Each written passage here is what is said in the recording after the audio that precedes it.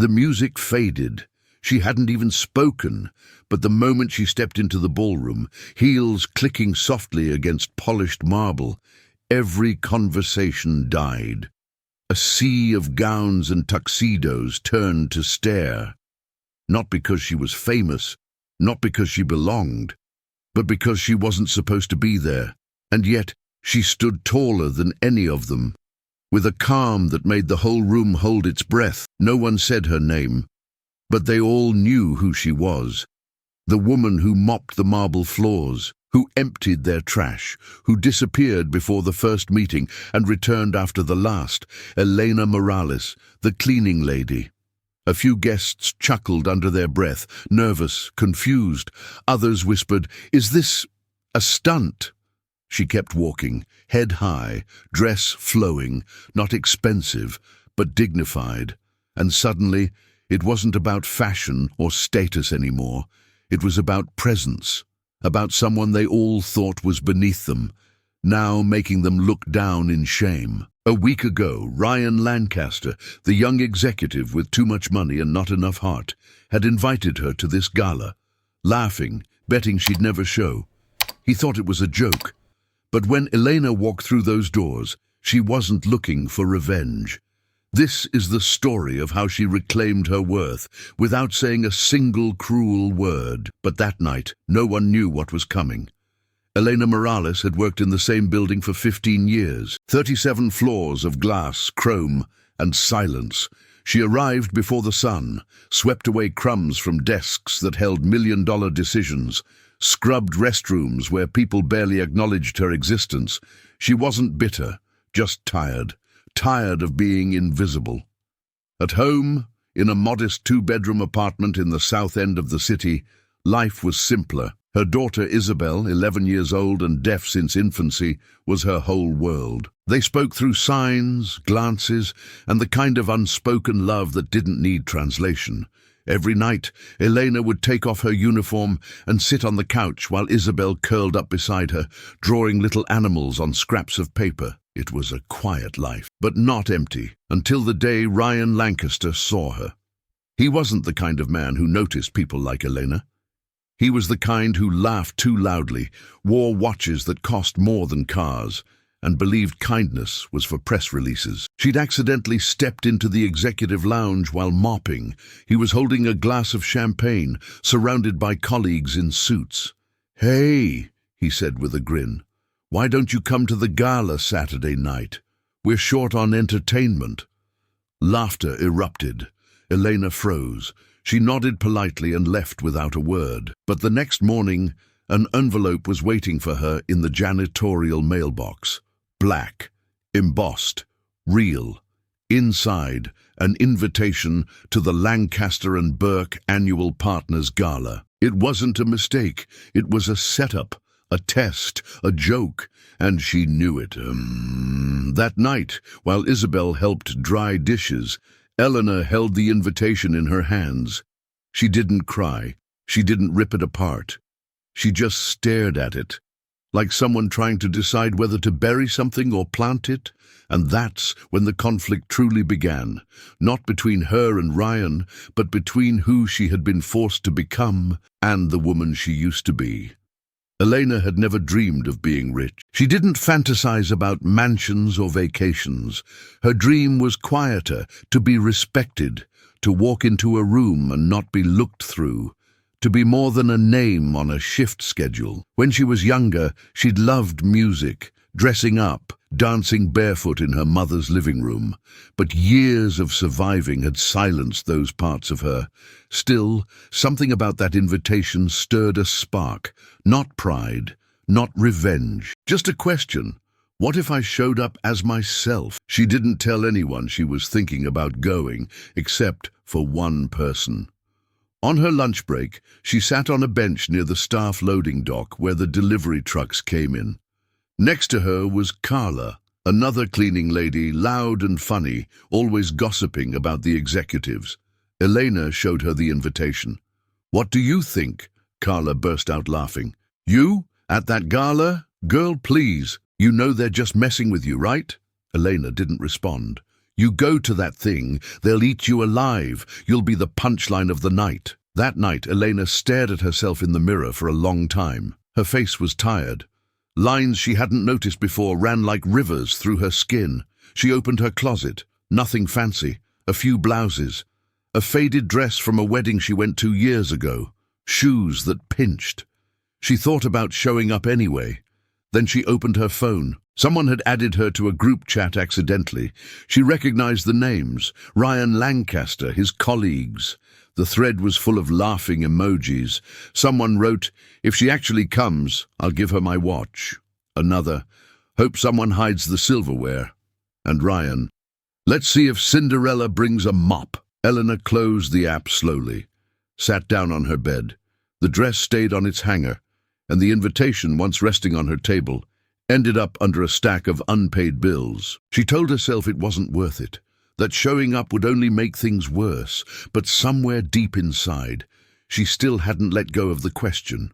What if I showed up, not to be seen by them, but to see myself again? The next few days passed like fog. Elena moved through them without color, like someone watching their own life from behind glass. She cleaned the same floors, emptied the same bins, avoided the same eyes. But something had shifted. Even when no one was laughing in her face, she felt the echo of it, bouncing off every wall in that building. In the elevator, a junior executive held the door, then let it close when he saw it was her. At lunch, Carla avoided her. No jokes, no gossip, just silence. That was the worst part. Not the cruelty, the quiet. Like everyone was pretending she hadn't even dared to exist in their world. At home, Elena cooked dinner in silence. Isabel tapped her gently, signing, "Are you sad, Mama?" Elena smiled too fast. "Just tired, baby." But that night, after Isabel fell asleep, Elena sat on the edge of her bed with the lights off. The invitation peeked out from beneath a water bill. She didn't touch it. Instead, she opened an old wooden box in her closet. Inside were a few forgotten things: a lipstick the color of cranberry wine, a thin gold bracelet, a photo of her long ago in a thrifted green dress, smiling wide and unafraid. She barely recognized the woman in the picture. That woman had music in her bones. That woman danced. That woman laughed like someone who still believed the world might be kind. Elena wasn't that woman anymore. She closed the box, went to the kitchen, scrubbed the sink even though it didn't need cleaning, wiped the stove twice, reorganized the spices alphabetically. She couldn't sleep, couldn't think, only move. The next morning, as she left for work, Isabel ran up and handed her a drawing. It was a simple sketch, 2 women in dresses holding hands, one tall, one small, both smiling. She'd drawn it in colored pencil, the lines soft and crooked. Elena knelt down. "Who's this?" Isabel signed slowly. "You and me, at a party." Elena felt the breath catch in her throat. She looked at her daughter, her big brown eyes filled with trust. Isabel didn't know about the invitation, didn't know about the group chat, didn't know what people said. She just knew her mother could be anything, and in that moment, Elena believed it too, just for a second. Not enough to act, but enough to hurt. Because she wasn't going. She had decided that. It wasn't safe.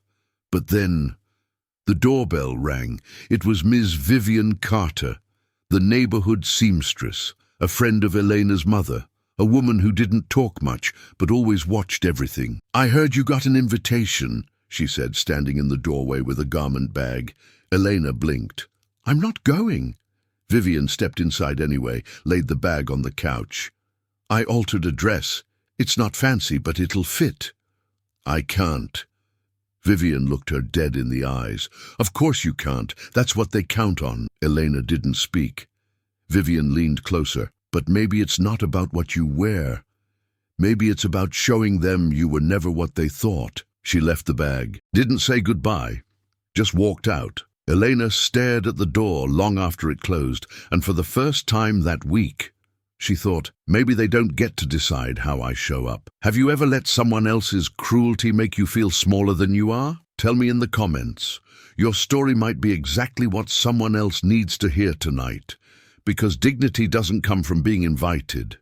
It comes from knowing you've always had a place. That night, Elena didn't sleep much. She lay awake, listening to the quiet sounds of her apartment, the soft hum of the refrigerator, the occasional creak in the hallway, Isabel's gentle breathing from the next room. Her hand rested on the garment bag beside the bed. She hadn't opened it yet. As dawn broke, a soft orange light crept across the ceiling. Elena sat up, pulled the bag onto her lap, and unzipped it slowly. Inside was a dress. Dark plum, long-sleeved, modest. Nothing flashy, but it had weight, not just fabric, memory. She ran her fingers across the seams. Vivian's stitching, precise, careful. Elena stood, held the dress up to her body in the mirror. She didn't look like someone going to a gala. She looked like someone remembering herself. After breakfast, she told Isabel she needed to go out for a few errands. The girl nodded and signed, "Wear the earrings, the shiny ones." Elena smiled faintly. "You think so?" Isabel nodded again, serious. In the afternoon, Elena walked 2 blocks to a small salon. The stylist, a neighbor, didn't ask questions, just brushed her hair back into a soft twist, pinned with silver clips. No makeup, except the cranberry lipstick from the old box. When she got home, she stood in front of the mirror again, this time in full. Dress, earrings, lipstick, calm. Not a costume, a return. She looked herself in the eyes and didn't see a cleaning lady or a joke. She saw Elena. Whole. She didn't know what would happen at that party. Didn't know if they'd laugh or turn her away. But for the first time in years, she wanted to walk in anyway, not to be accepted, not to fight, but to remember who she still was. The doorman hesitated. Elena stood under the grand entrance of the Lancaster and Burke ballroom, invitation in hand, coat wrapped tightly around her shoulders. He looked her up and down, not with cruelty, with confusion. She didn't flinch. "I'm on the list," she said, steady. She handed him the envelope. He opened it, read it twice, nodded silently, and stepped aside. The room was golden. Chandeliers glittered like ice. Tables shimmered with crystal. Waiters floated by with champagne on silver trays. And then, silence. It rippled out from the entrance like a wave. Dozens of heads turned. They saw her, some with confusion, some with disbelief, some with poorly hidden amusement. Ryan Lancaster, across the room in a tailored tuxedo, laughed mid-sentence until he saw her. His smile faded slowly. Not because he felt guilty, because he didn't expect her to come, and certainly not like this.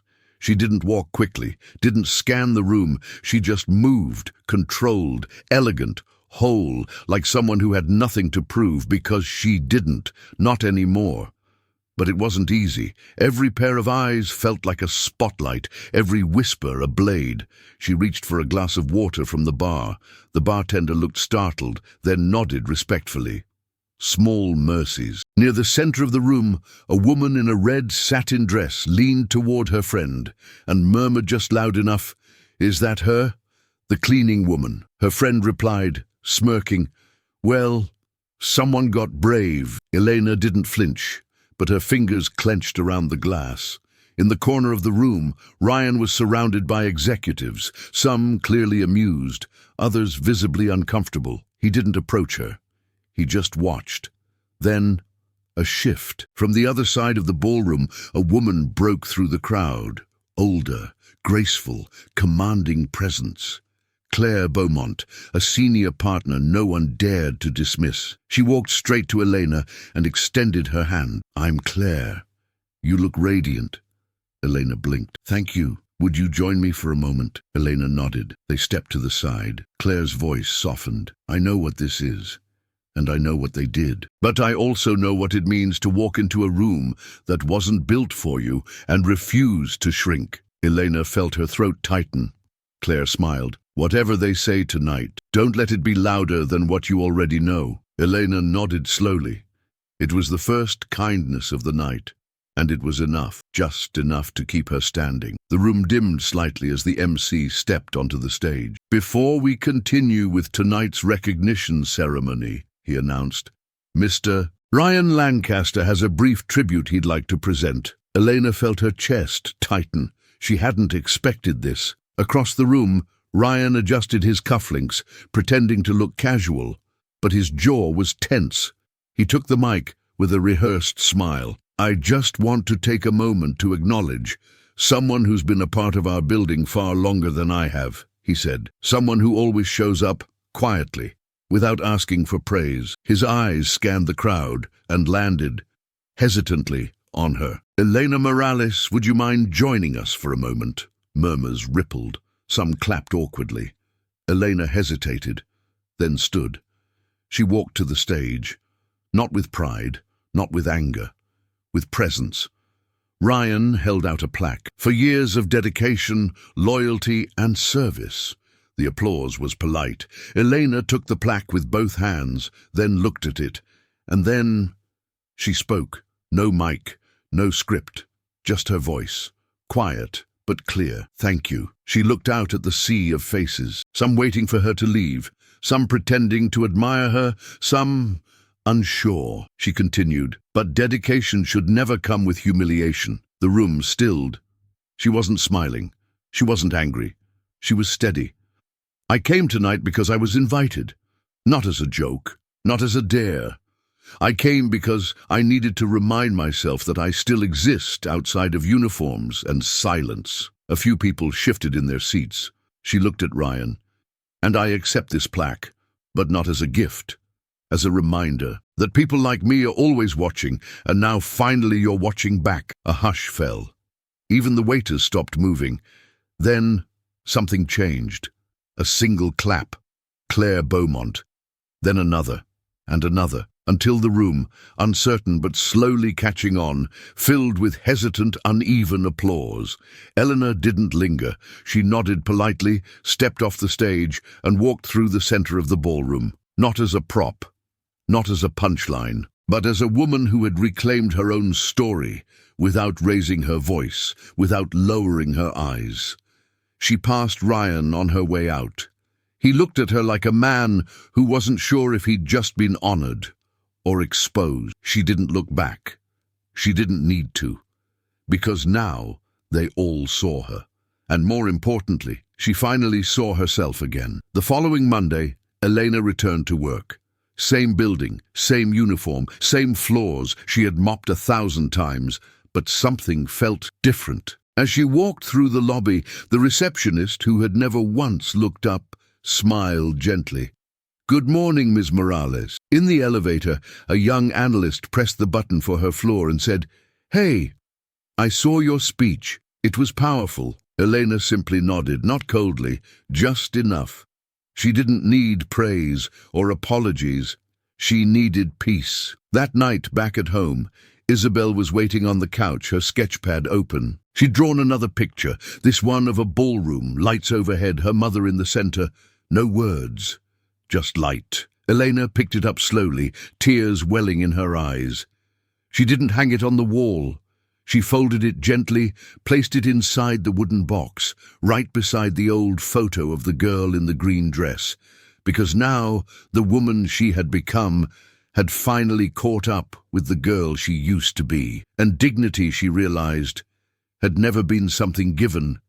It was something remembered. Maybe you've been the one no one noticed, the one who stood in the background, kept things running, stayed quiet while the world looked through you.